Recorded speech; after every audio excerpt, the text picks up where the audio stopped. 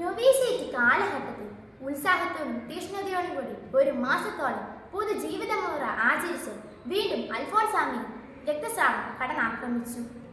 എല്ലാ ചികിത്സകളും നടത്തി നോക്കി, ഒരു കുറവും വന്നില്ല. വായിൽ നിന്നും മൂക്കിൽ നിന്നും രക്തം പ്രവഹിച്ചു. അതോടുകൂടി കാലിൽ ഒരു വ്രണവും ഉണ്ടായി. ആകപ്പാടെ അവശതയായിരിക്കുന്ന അൽഫോൻസാമയ്ക്ക് ഇനി നൊവീസിയറ്റിൽ തുടരാനാവില്ല എന്ന് മനസ്സിലാക്കി ഗുരുനാഥ അവളെ ബർമിംഗ്ഹാമിലേക്ക് അയക്കാൻ തീരുമാനിച്ചു. വിവരം മെത്രാനച്ചനെ അറിയിച്ചു. അതനുസരിച്ച് മാർ ജെയിംസ് കാളശ്ശേരി അൽഫോൻസാമയെ കാണാനെത്തി.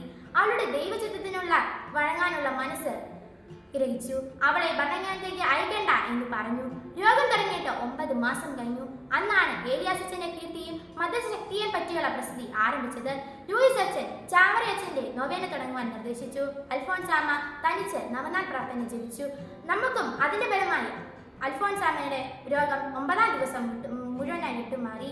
നമുക്കും അൽഫോൻസാമയെ പോലെ സഹനങ്ങളെ ക്ഷമയോ